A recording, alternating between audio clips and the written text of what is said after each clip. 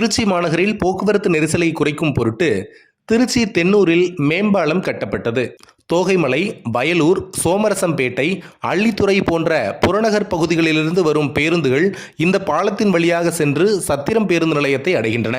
இது மட்டுமின்றி பெரும்பாலான வாகனங்களும் இந்த பாலத்தின் வழியாகத்தான் செல்கின்றன.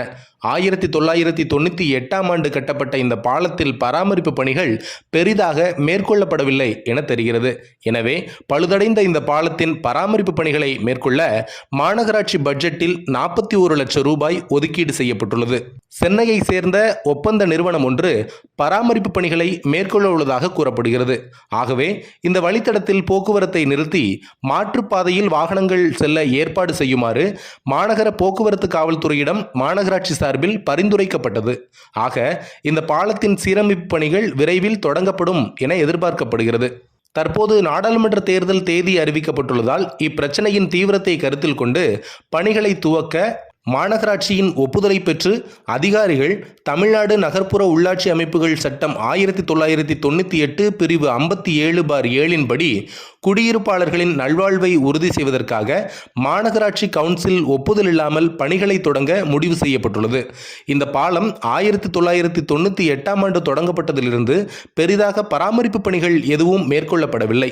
இதனால் பாலத்தின் 2 பக்கத்தில் உள்ள அடுக்குகள் மற்றும் தாங்கு உருளைகளுக்கு இடையில் வைக்கப்பட்டுள்ள ஸ்ட்ரிப் சீல்ஸ் ஆகியவை மாற்றப்பட உள்ளதாக தெரிகிறது. பழுதடைந்துள்ள இணைப்புகள் பாலத்தின் சுமார் 9 அங்குல அகலத்திற்கு இடைவெளிகளை உருவாக்கியுள்ளன. இதனை சீரமைக்க குறைந்தது 1 மாதமாவது ஆகும். அதுவரை பாலத்தில் போக்குவரத்தை தடை செய்ய வேண்டும். வாகன போக்குவரத்துக்கு இடையே பாலத்தை சரி செய்வது என்பது சாலை பணியாளர்களுக்கு பாதுகாப்பற்றது என்று மாநகராட்சி அதிகாரிகள் கூறுகிறார்கள். ஏற்கனவே கோட்டை ஸ்டேஷன் பகுதியில் மாரிஸ் மேம்பாலம் வலுவிழந்ததால் அங்கு புதிய பாலம் கட்டப்பட்டு வருகிறது. தற்போது தென்னூர் பாலத்தையும் சீரமைக்க நடவடிக்கை மேற்கொள்ளப்பட்டு வருகிறது. இதனால் விரைவில் மாநகரின் பல பகுதிகளில் போக்குவரத்து மாற்றம் செய்யப்பட உள்ளது. இதற்கான அறிவிப்பு விரைவில் வெளியாகும் என்று எதிர்பார்க்கப்படுகிறது. ஏற்கனவே கோட்டை ஸ்டேஷன் பகுதியில் மாரிஸ் மேம்பாலம் வலுவிழந்ததால் அங்கு புதிய பாலம் கட்டப்பட்டு வருகிறது. தற்போது தென்னூர் பாலத்தையும் சீரமைக்க நடவடிக்கை மேற்கொள்ளப்பட்டு வருகிறதால் விரைவில் போக்குவரத்தில் மாற்றம் செய்யப்பட உள்ளதாக தெரிகிறது.